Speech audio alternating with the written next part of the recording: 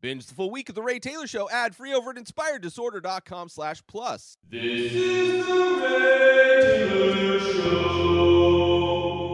Welcome to The Ray Taylor Show, where I bring you the reviews on the latest movies and TV shows, as well as classic and foreign films. I'm your host, Ray Taylor, and on this podcast, I'll be talking about all things film and television. Whether you're looking for a new show to binge, or want to know if that blockbuster is worth the trip to the theater, or just want to hear my thoughts on a classic or foreign film, I've got you covered. So join me every Monday, Wednesday, and Friday for new episodes, and let's dive into the world of television and film together. On this episode, I am talking about Dungeons and Dragons: Honor Among Thieves. Came out this year, 2023, directed by John Francis Daley and Jonathan Goldstein, written by Michael Giglio, John Francis Daley, and Jonathan Goldstein. This movie stars Chris Pine, Michelle Rodriguez, Regé-Jean Page, and Hugh Grant. This is a movie. A charming thief and his band of unlikely adventurers embark on an epic quest to retrieve a lost relic. But things go dangerously awry when they run afoul of the wrong people. This is based on the tabletop role-playing game Dungeons and Dragons. It is set in the Forgotten Realms campaign setting. This has no connection to the previous film trilogies released in the year 2000 and 2012. This movie filmed in Iceland and later in Northern Ireland. The film received positive reviews from critics and grossed over $205 million worldwide. There are spin-off TV series coming to Paramount Plus, set to be the cornerstone of the universe. The TV show is set to be the cornerstone of the universe. John Francis Daley, one of the writer-directors of this film, wasn't intending on the movie to become a franchise, but is open to a sequel with the same characters and actors, along with adding new characters and actors if they do a sequel. This is a movie I had extremely low expectations for. Although I did hear positive things, that's why I'm reviewing it. But I've never played D&D. I know very little about D&D. I'm not a massive fan necessarily of the genre, this fantasy type of a genre. Despite the fact that I did like Lord of the Rings, I do like this genre. It's just not my favorite. Like, it's not my go-to, right? Like, I like Lord of the Rings, but I hadn't watched those movies since they came out on DVD. DVD, not Blu-ray. That's how long ago. And I like Game of Thrones for the first few seasons, and then I kind of just lost interest and never got back into it because it's not a genre that really excites me necessarily, but I had little expectations going into this movie, but I was blown away. I had so much fun watching this movie. It was a blast. And I think there are a lot of reasons why I think it worked. Mainly because it's not serious. There's an element of comedy woven through this film that I absolutely appreciate, and which, in my mind, makes it a lot more fun to go on this journey with these people. But, yeah, the comedy definitely helped, and I would recommend it to anybody who's kind of, if you're hesitant about this genre at all, maybe you've never played D&D, maybe you don't know anything about D&D. I don't think you need to know anything about it. I didn't know anything going into it. I had a lot of fun. I understand the archetypes that are involved. I understand the kind of type of world we're in. But it's also a movie that doesn't necessarily take itself too serious. It's not trying to be a Lord of the Rings, right? But it's also not a comedy in the sense where it doesn't care about the other stuff, right? Usually if this was like a comedy, like satire on the genre, it would be lower budget. Like, comedies, for whatever reason, get away with not really caring too much about the film. They care primarily about the jokes. And I think this has a nice blend of not only the film aspect of it, but also the comedy aspect of it. So even if you're not a fan of the genre, I would say you probably enjoy this if you're a fan of comedy, right? If you want to see a funny movie with great adventure, a lot of interesting characters, then I would say this is a must-see. Like, it's just such a fun movie. It is a lot of fun. There's nothing I hated about. Nothing made me, like, go...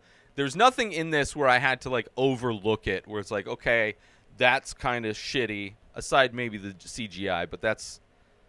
like, every modern movie, for the most part, has bad CGI in it. I mean, look at the entire genre of superhero movies is, like, a lot of mediocre to bad CGI. Some are good, but there's always a Dark Knight scene in a superhero movie where you can't see what's going on. This movie doesn't have that problem. So, I enjoyed that. But, you know, when it started... When I first started, I almost regretted it. I almost regretted my choice. It seemed like this might be overly complicated, which is, you know, one of the reasons why Game of Thrones ended up not lasting, not being connected to through the end, which sad how that ended. People not happy with the finale or the last season of Game of Thrones. So I guess maybe I lucked out giving up on that one early on. And I thought this might be overly complicated, like these movies can be. A lot of different types of characters, a lot of things going on, when in essence it's, you know, a heist. They have to go on a mission, and they go to different lands and meet different characters. That's primarily what you get in this. So... once I saw the humor, the funniness, I enjoyed that. There's a brief fight scene at the beginning, which I enjoyed. It's like, okay, that's kind of fun. I like that, you know? And I like comedies, like I said, that care about the production quality.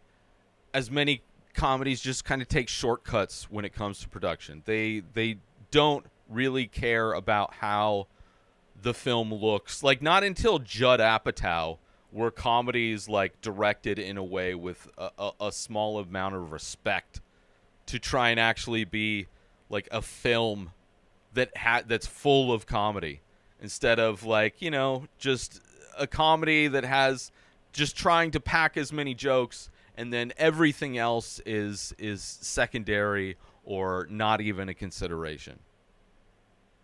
Which is like the worst excuse, especially reviewing movies. I'll talk about an old movie. I'll review an old movie. This happens sometimes with horror films. This can happen with action movies. It's a big thing. Where I'll criticize the writing. I'll criticize the story, the storytelling. I'll criticize aspects of it and people online, because, you know, if you do anything that you put out online, there's going to be people that just just need a reason to hate it, even if it doesn't make any sense. But it's always like, oh, it's a comedy. Why are you taking it so seriously? It's like, it's a movie. It's a movie first. It can have a story. It's okay for comedies to be handled with a little bit of respect. It's absolutely fine. And it's okay if a comedy is so funny that the lack of story or everything else involved doesn't matter. Like, sometimes a comedy can overcome those things, but just because it's in that genre doesn't mean I can't criticize aspects that aren't great. And if I am commenting on those aspects that aren't great, then that means the comedy maybe isn't good enough to make me just put those things aside. This movie doesn't have that problem.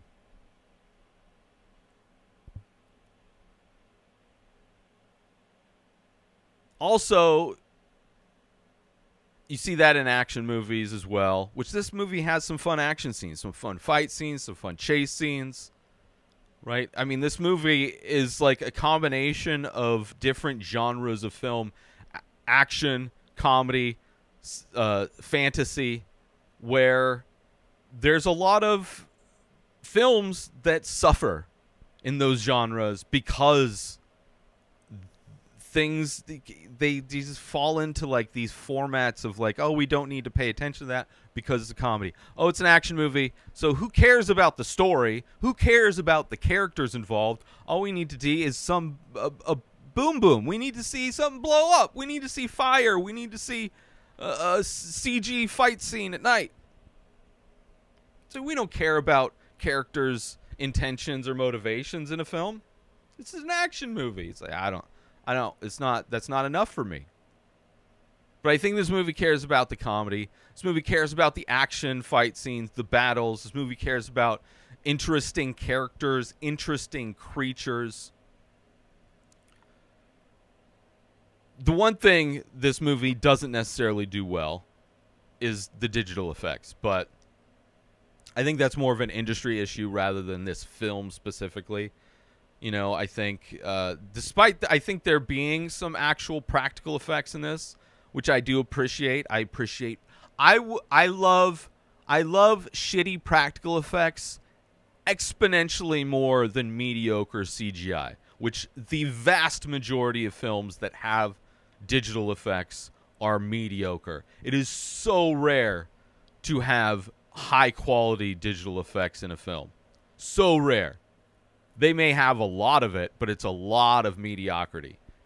So I'd much rather see just, I don't care if you can see the prosthetics coming loose from the skin. I would prefer that to having a digital character amongst live action people, because that just completely takes me out. Let's take a quick break right now to talk about, are you a fan of original artwork and live events? Look no further than the Many Faces series by Ray Taylor and the weekly live stream over at youtube.com/inspired disorder. This ongoing series explores the endless possibilities of the human face through abstract ink paintings on paper, capturing unique expressions of emotion, mood, tone, and energy in just a few minimal features. Join me every Thursday at 4:20 Pacific Time as I paint live. Follow the Many Faces series and discover the endless possibilities of the human face. Don't miss out on this opportunity to be part of the action and own a piece of original artwork by me, Ray Taylor. Head to youtube.com/inspired disorder every Thursday to catch the live stream, and visit inspireddisorder.com to browse and purchase the Many Faces artwork. And now, let's get back to the show. So this movie, at least there's moments, or at least it seemed like there's moments and characters that are done practically, which there's also clearly the digital characters. Clearly there's a lot of digital effects in this, which... the movie's so fun, right? This is one of the things where it's like, okay, it's not as good. It didn't handle that thing, which a lot of times budgetary, they don't want to pay digital artists really, so they want to pay as little as possible, and sometimes that you end up just getting mediocrity when it comes to the digital effects. And I think the digital effects were fun, and the way they were used, the interesting characters that we got to see, I think were enough to make me not worry or care that much about the digital effects. Right? As opposed to like superhero movies where it's like, this is going to make $1 billion, and it's like everything's digital. Everything looks fake. Anyway. You also have the ragtag group in this movie. Ragtag group of characters, right? We're all with these characters throughout their adventure. It's a lot of fun dynamic, right? They're a group of underdogs in many ways. I love Michelle Rodriguez. I mean, I love Michelle Rodriguez and everything. I am a huge fan of hers. Her portrayal of Holga in this movie is great. She's the warrior. She's like the barbarian. She's the muscle, which, I mean, if you want to cast a female actress to pull off that role, Michelle Rodriguez, hands down. It is, unless you want to cast some former MMA star that is a horrible actor, Michelle Rodriguez is a great actress and is so believable as somebody who can kick everybody's ass, which in this movie does, and brings, it's so much fun to watch her just destroy a bunch of people. Chris Pine is in this, plays kind of the leader. Edgin, who is kind of a Robin Hood kind of guy, or a he's kind of, I don't know what his kind of what his job was necessarily before going on this mission, but he's also he's not more of a scammer, kind of a Weasley guy, right? He's not the muscle, he's barely the brains, but he's somebody that can lead in a way. He also plays like a little guitar, mandolin kind of an instrument, kind of the lovable loser of the group in a lot of ways. Hugh Grant is great in this as somebody who ended up being the antagonist. You have Simon the Wizard, magician, is like kind of a cowardly lion type of a character, right? Trying to reach his full potential.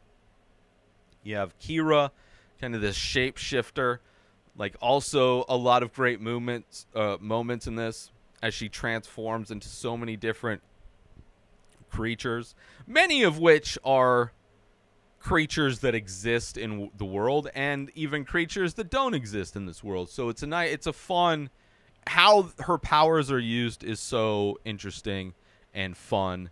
Same thing with the fact that this is a team, right?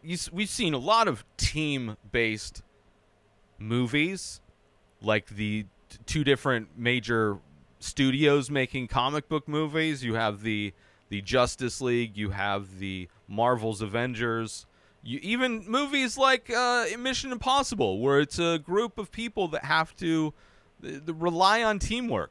I think this movie does that better than all of those movies. I think there's like one Mission Impossible, maybe two, where the team really comes together to complete the mission. I think that's the one, the Abu Dhabi one, where you see Tom Cruise on the side of the giant skyscraper. But that one, like, the team has to come together, right? But then, like, in, you know, I guess, like, part of the Avengers movies, there's moments. But I think this movie has moments that really plays into the character's strengths and their abilities. And in those moments, you see people rise to the occasion. So I think it's a lot more to it in this movie. At least, I don't know. I enjoyed it more. There's also a lot of fun locations, challenges that these characters face on their journey, the quest, right, to get the quote-unquote the thing, right, the search for the MacGuffin, right, they got to go to get this thing, because if they get this thing, then they'll be able to you know, right a wrong. They'll be able to change the past, type of a deal. So in that instance, there's also moments that are kind of like a heist movie, which are extremely formulaic, but a genre of film that I enjoy. I mean, in many ways, the Mission Impossible films are heist movies. I love the Ocean's 11 movies to a varying degree, but I enjoy a heist movie. I don't care if they're formulaic. I don't care if Rick and Morty spoiled the heist movie formula. I probably missed that episode, so it hasn't been spoiled for me, as opposed to like the musical biopic genre that was spoiled by Walk Hard, which is a hilarious movie. But now, not that I really enjoyed musical biopics, but now it's so blatantly obvious what they're doing in all of them. And thankfully, the heist element of this isn't ruined, and I enjoyed it. You know. And like this movie in a lot of ways is like a Mission Impossible movie set in a fantasy world. Except for there's no real Ethan Hunt. It's everybody kind of having abilities, having their strengths, and it's way more about teamwork, which, you know, only, in my opinion, one Mission Impossible movie where it really relied on multiple people. But even in that movie, still Ethan Hunt was the superstar.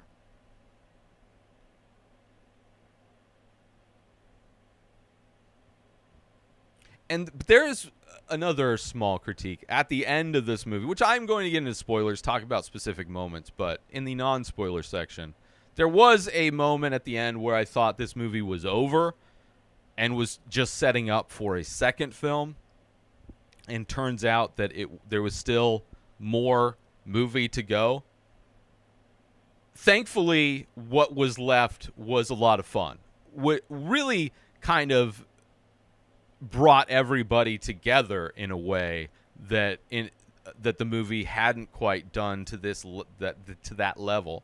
So, despite the fact that it felt like this movie had multiple endings, which is another thing the fantasy genre, aka Lord of the Rings, the last Lord of the Rings has like 5 different endings. This is like a movie that will never end. It's just like, oh, here's the ending. No, here's another ending. No, here's another ending.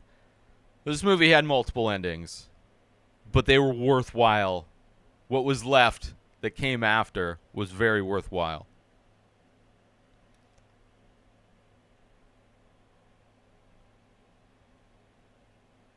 And despite the very end of this movie, by the time we got to the end and knew the characters and knew the dynamic, the end, in a lot of ways, for me anyway, I saw coming. I saw coming, but I still enjoyed it, and it got me choked up. Like, even knowing where this movie was going to go at the very end, I still got choked up. It didn't have to catch me off guard. I saw the slow motion bus crash about to happen, and even though I saw it, I was still shocked and amazed. Not amazed, but it still got me. And I would 100% love to see this crew on more adventures. Would much rather see Chris Pine do more of these movies than the Star Trek movies. Not that I don't like Star Trek. I love Star Trek. I'm just not a big fan of the reboot of the Star Trek. I think J.J. Abrams is one of the most overrated directors working. Like, especially, I recently did a rewatch of those movies, and it was painful watching that first. There's so much lens flare, so much camera. It is like nauseating to watch that first, which is so sad. I remember really liking it, but would much rather see Chris Pine do more of these. Not that I wouldn't mind seeing him in those either, as long as they got rid of J.J. Abrams. Get a director that can direct a movie. Not J.J. is not a great director. Anyway, let's take a quick break from this episode to talk about Attention all Ray Taylor Show fans! We're excited to announce we've just released a line of exclusive merchandise featuring original artwork inspired by the show. Our high-quality shirts and biodegradable phone cases are a perfect way to show your support for the show and make a great gift for any fan. Plus, with each purchase, you'll be helping us continue to bring you great content. So don't wait. Head on over to inspireddisorder.com now and check out the full collection. Thanks for listening, and we hope you'll show your support by grabbing some Ray Taylor Show merchandise today. And now, let's get back to the show. I do want to get to spoilers, talk about some specifics, so if you don't want to be spoiled on this movie, I highly recommend go check it out. It is now on streaming. I forget where I watched it. It's on one of the streaming platforms. Very easy, accessible. Get a free trial if you want. It's a fun movie. I highly recommend it, especially if you're into the genre. I don't know how much the game, the Dungeons and Dragons game players would love this, because I don't know how many references, I don't know how accurate this is to the gameplay of that game. But for somebody that is completely ignorant to that stuff, I had a lot of fun. But I do want to get into spoilers, so let's get into that, starting now. Fun moments. The prison. When she effortlessly kind of beats up the org, right? Who irritated her while she was eating her potato. Great start to this. Great is like, okay, well, Chris Pine's character is just like knitting mitts. Also paid off a lot when they're going to be the judge, when they're up like waiting to like see if they're going to be pardoned or whatever, and he keeps asking where the judge is, and then we see why when they tackle the judge out of the window because he's a giant bird in order to escape. Also funny that they were just about to have their pardon be approved. But a hilarious scene. Like, you don't know what he's stalling for while he's telling kind of. It's also a great way to get the backstory of how they got to where they are. So that scene's doing a lot of stuff, but then the way it ends, how they escape, is brilliant. And then how that scene at the end of this film comes back and is changed, like they learned from their mistakes. And hilarious callback at the end of the film as well. Like I said, Michelle Rodriguez as Holga is great as the Muscle. One of the best female action. The fight scenes out when they're about to get beheaded, just kind of talking about how he takes care of his axe, how he treats it and cleans it, and how often. All that to kind of, I'm sure she legitimately wanted to know. She seems like a character that would care a lot about that stuff, right? Almost like a Ron Swanson kind of a character from Parks and Rec. But also a great way to stall for her to kind of get out. Great fight scene in that. You have Simon, the mediocre sorcerer, kind of doing his pathetic magic show, right, to cover up the fact that he's actually robbing the audience. I thought that scene was a lot of fun. Showing that he's doesn't really have powerful abilities, but then in moments has this potential, right? You see that he can potentially has a lot more powers than he knows he can or has the ability to use. So I kind of liked what that scene was doing as well. The shapeshifter, the way they use that character is great. Has a great, which I think is a complete one shot. I didn't go back to double check to make sure there were no cuts. It is all digital, but there's the scene where she's a fly doing some reconnaissance, and then the one of the bad guys senses her, and there's this long chase where she goes from being a fly, she morphs into all these different animals: mouse, bird, cat, this larger kind of a bird. I don't know what, I'm sure it's got a name. I don't know what that name is. Into a deer, which is seemingly all done in one shot. It's going through the castle, out around the castle, all these things. A great, exhilarating shot. Clearly all digital. Clearly all digital, but still a lot of fun. Still a lot of fun. The reveal of Olga's husband is great. It's Bradley Cooper, which is a fun cameo from Bradley Cooper, as he plays like a little person, not like somebody who's got dwarfism, but just like a scaled down human. And then to see his new wife be a giant, like even bigger than Holga, was also hilarious as well. Just a great, funny scene, great cameo. The scene where they have to bring the corpses back to life to ask 4 questions, that run-on scene where they keep, like, every person they ask dies before they get like one bit of information, and they have to keep unearthing these different corpses to ask them the question to find out where this helmet is. So hilarious. And of course the last one being left.